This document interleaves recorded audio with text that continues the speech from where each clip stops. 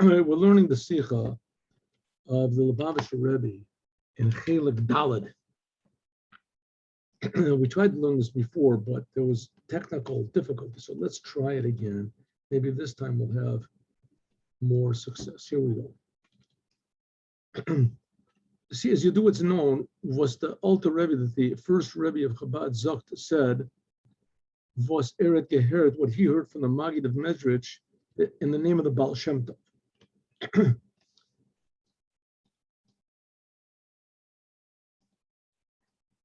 That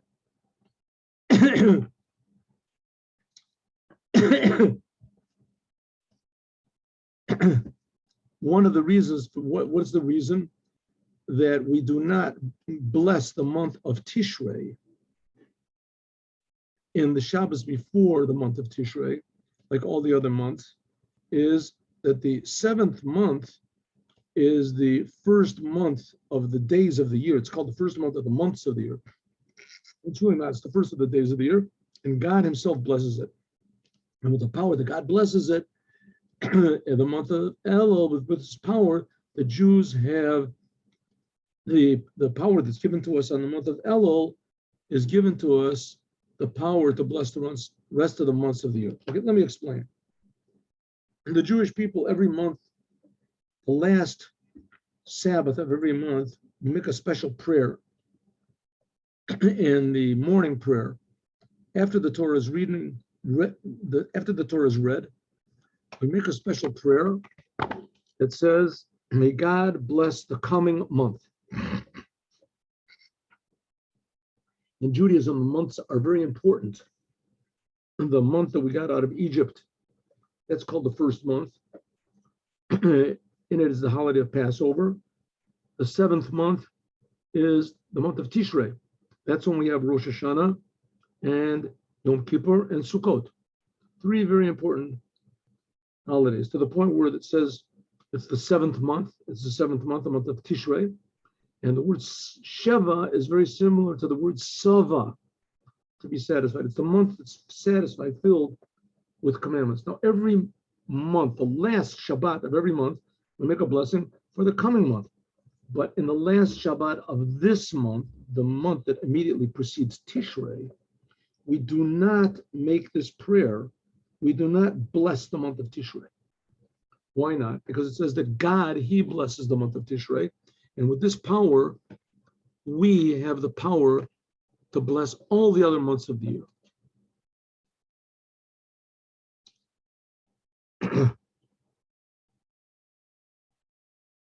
What is the blessing that God, how does God give the blessing? What is the blessing? What we read in this week's Torah portion. Atem Nitzavim hayom kolchem. Atem Nitzavim hayom. You Jewish people are standing firm today. Today, this word hayom refers to Rosh HaShana. Like the book of Job, it begins, and it was on that day, a day of big judgment, that says the devil was standing and he came to accuse the Jews. Read the book of Job sometime. That's how it starts off. It was on the day. And they say, which is the day? The day of the big judgment. And that is Yom Dina Rabbah, the day of big judgment. And that is Rosh Hashanah. So that's what it says. Atem Nitzavim Kulchem Hayom. And that's this week's Torah portion. You are standing today. That's the blessing that God is giving us. That's how God is blessing the month of Tishrei. This is the last Shabbat of this month, the month of Elul, the month that precedes Tishrei. And instead of us blessing it, God blesses it. How? By saying, when we read the Torah portion, Atem Nitzavim Hayom Kulchem, that you Jews are all standing. What does it mean you're standing?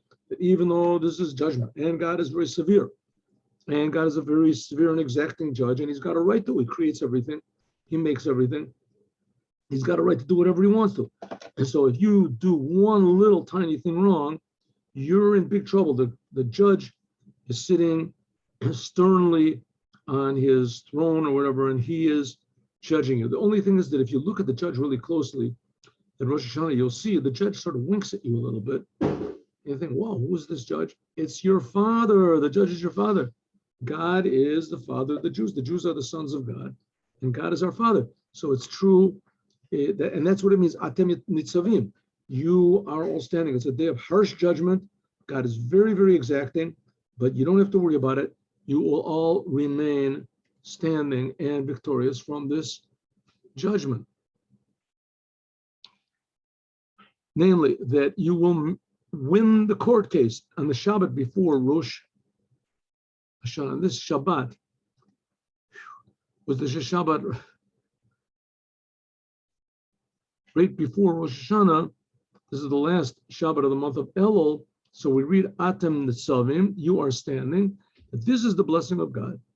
On this Shabbat, Mavorchian, on the seventh month is called the, not just Shava, but Sava. It's satisfied with a lot of good for all the Jewish people for the whole rest of the day. That's what it's called, the seventh month, because it's the month that is filled with all good and is blessed from the blessing that God makes on this month, the sixth month, the month of Elul, when we read the Torah portion, Atem Nitzavim. In other words, you for sure are going to win the case. And some people on the Torah, so that's what the Baal Shem Tov says. Baal Shem Tov says that you Jews are standing on this month. This is the month that God blesses. This is the blessing that God gives to the month. There's other people who explain the Torah, and they explain Atem Nitzavim. It says, right after that, it says, what you Jews are standing, that God wants to pass you through the covenant, the agreement. God made a brit, a deep agreement that Moses took all the Jews and a deep agreement. I don't know if there's any word like that in English, like a deep mutual partnership. It's much deeper than that. And that one Jew, every Jew should be connected to every other Jew. Every Jew should be responsible for every Jew. Like it says, all the Jews are responsible and mixed in one the other. So, okay, let's explain. What does it mean that what is it?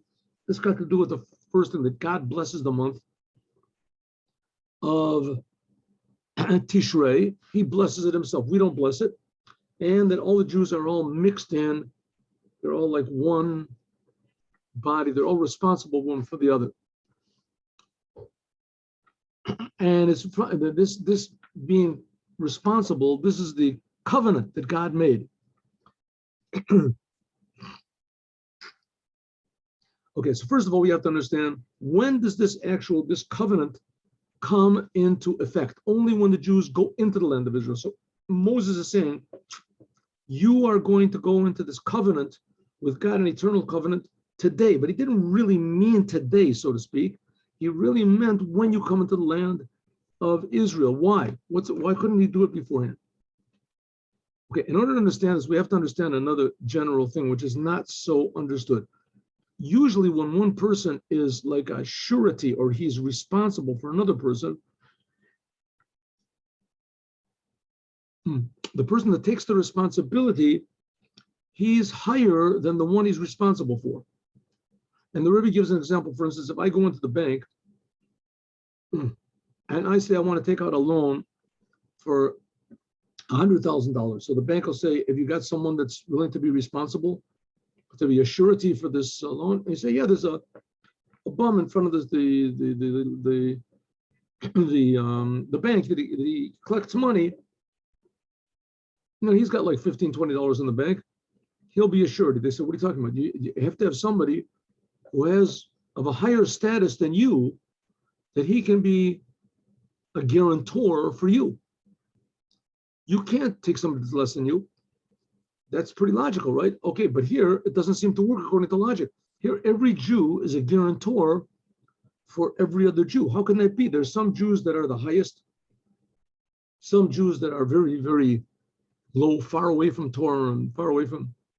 So how can every Jew be mixed up with every Jew? You want to tell me that a Jew that is not even doing Torah and commandments, he's going to be a guarantor and a partner or responsible for a Jew that is doing Torah and the commandments? How can that possibly be? It doesn't make any sense. So the Rebbe said that's exactly the point. The point is that every Jew has something unique that nobody else has. So in one aspect, every Jew is superior to every other Jew in the world. In another way, every Jew depends on every Jew. So every Jew has something to give to every other Jew, but he also has something to receive from every Jew.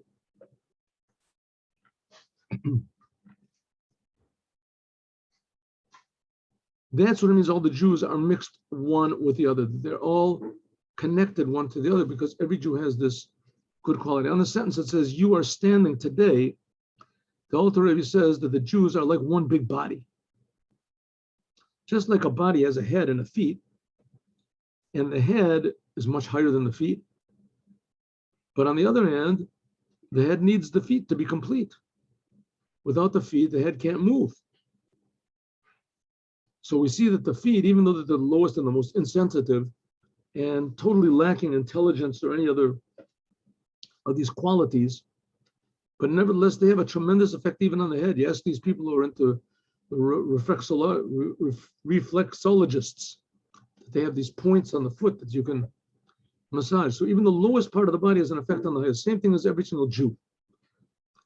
It says even the simplest Jew, like it says, you are standing, all of you today, the wood choppers and the ones who draw water, all of you have some sort of an advantage. Each Jew, even the lowest, has some sort of an advantage, some sort of quality on the highest. That's what my teacher, Rabbi Mendel Futterfass, he told me that's the reason Moses, the Torah tells us that Moses was the most humble person in the world.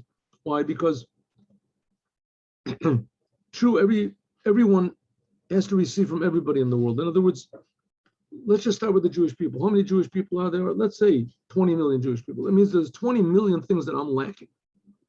And I have to receive from 20 million. Really, it's like 9 billion because I'm lacking something from everybody. But let's just talk about Jews. So it ends up that every single Jew in some way is superior to all the other Jews. But on the other hand, every single Jew is inferior to all the other Jews because I have to receive from everybody. So this is like a big body. The body, a person stubs his toe, he can't think. He can't, he's a genius, concert pianist or a heart surgeon or whatever. But if he's got an ingrown, he stubs his toe, he got an ingrown toenail, he can't think, he can't do anything. So the toe affects the whole entire body. And on the other hand, there's a cure that you can fix the feet. Like I said, the reflexology, the cure by doing something. Here he says it's something is bloodletting. There used to be a thing called bloodletting. That's blood from the feet, and that can cure the head. So according to that, we can understand why it is that all the Jews are mixed in with one another, because just like the head needs the feet, also the Jewish people need one another.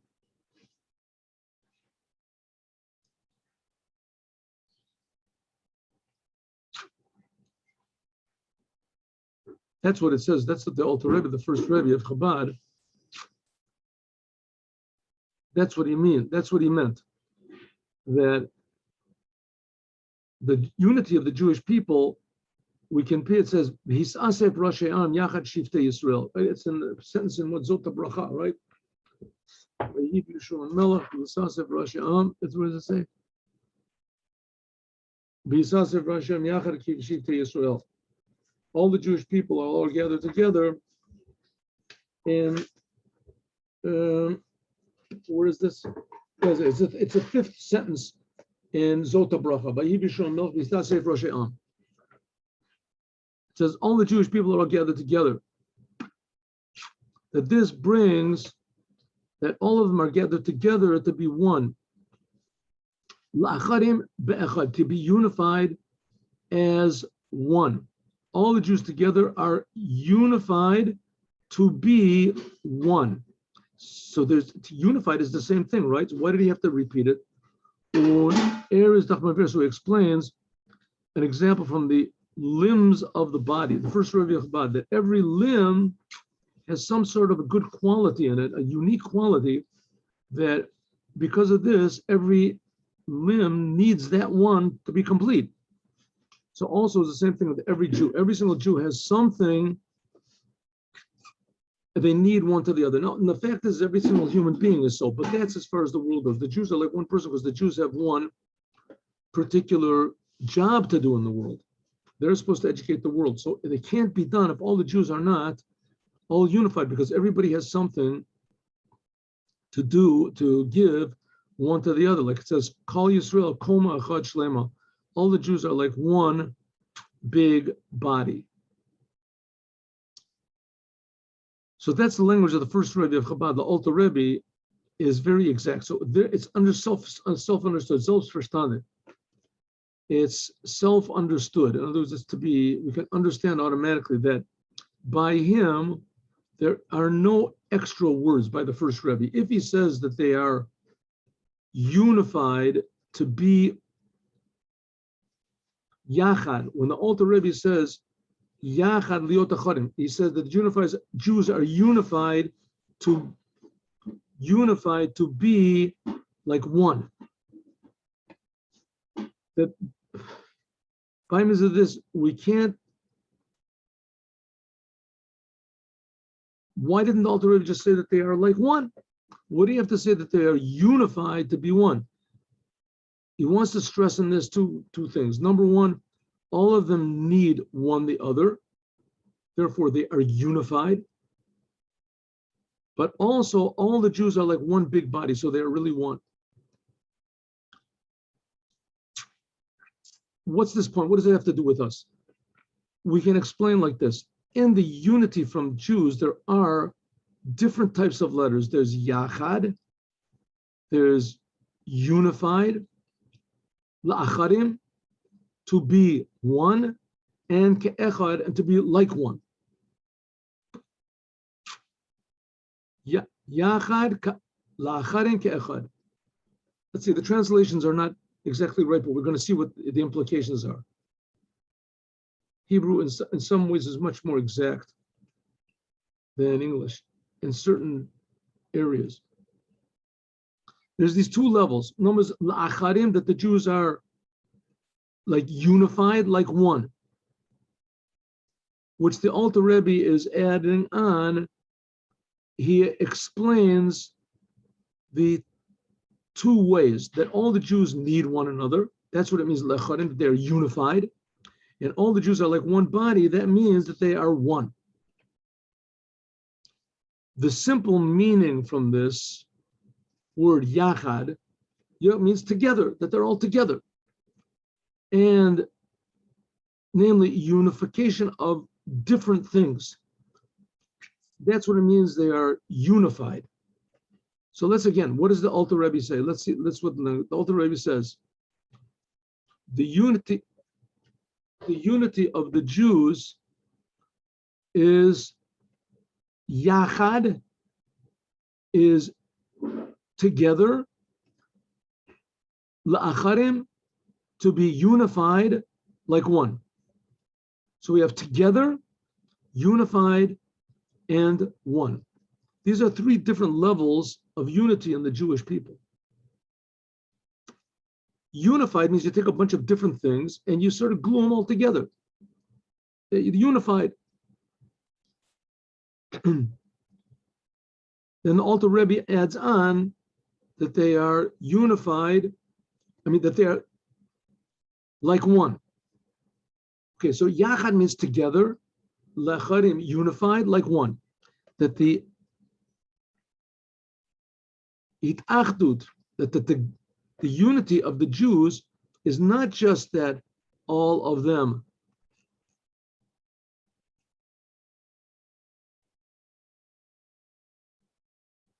come together and join, but it's also a purpose. The purpose is to do the will of God. So Yachad, together, means like everybody happens to be in the same place together, right? The airport terminal, they're all together. That's what it means, Yachad. But Achadim means that they all have that thing that joins them, that they have a similar goal. And this having a similar goal, there's two different aspects of this. There's la'acharin, right? So we have, first of all, together, unified, and one. Together means that they're all together. They're all in the same place, whatever, but there's nothing internal connecting them. They're together, yachad. La'acharin means they're unified. And also, it means that they're one. What are these two levels of the Jews? And this is, of course, all relevant to Rosh Hashanah. The Jews are all standing. Atem Nitzavim ayom kulchem, all of them together. Yachad means together. La'acharim, unified, means that there is not only the fact that they all came in the same place, or even for the same purpose. Let's say they're all in the airport terminal to take a planes, but according to their different natures, for that their individual desire of each and every one, they are separate things. They all came for the same purpose, but they're all separate people. But not only that, not only are they yachad, they're all together, they're individuals, they're separate, but together they have this one sort of goal that joins them together. That's one aspect of Jewish unity, but there's another aspect. That there are different details, this is what joins them. The fact that each one is different, that's what joins them, because each one completes this other one. And this is what the Alter Rebbe explains, that all of them need one another. So not only are they yachad, they're all together, but also the la'achadim means that there are differences that are between them. This actually completes the picture. That each one complements the other by providing what one lacks, and the other provides what he lacks. That's what it means that they are unified. But the unified is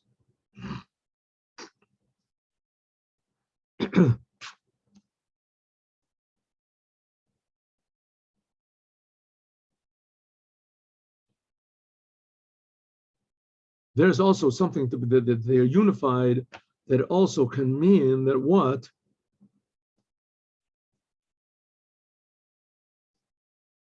That everybody has their uniqueness, so everybody is doing something separate. They're all working together. Why? Because they need each other, right? Like you get sometimes in governments and things, people hate each other, but in order to get something done, so they have a common goal, and each one adds on his unique talents. Says the Rebbe, that's also nice, but that's not the true unity. True unity is not just that they're together in the same place, and not just that they are unified. In other words, each one contributes his unique part, but essentially they're all separate. Therefore, he says ke'echad. Ke'echad means they are like one thing. The unity of different things, this makes them like one body, one total unit. Not that each one needs the other one or complements the other one, but rather they're all just one thing. They're just different aspects of the same exact thing. Therefore, it's not a unity for convenience sake, but rather it's essential. This is the unity of every limb of a person is not just because each limb provides something for the other one, but because they're really one thing. Namely, that every limb has, in all of its details, is just a part of the person. It's not just that there's in sich kein einimus, there's no separateness and egotism, that the hand wants something for itself and the leg wants something for it. They're all one for the common good. It's like one true unit. Besonderen Einald Michutz, from them was is a chelik, an inner unity which is more than just for convenience sake, that they're all together for one purpose. Like it says that the people, when they built the Tower of Babel, so that each one could add his as soon as they couldn't understand each other, so they started to hate each other because they essentially weren't one thing. They had this one common purpose and they were all working for it, but essentially everybody was really working for himself. And as soon as they didn't understand one another, so everybody suspected everybody else, which is not the case of a human body. The body is true, everything is different, but they're all working one together. That's the true identity of the and unity of the Jewish people, as we'll talk about more, God willing, tomorrow.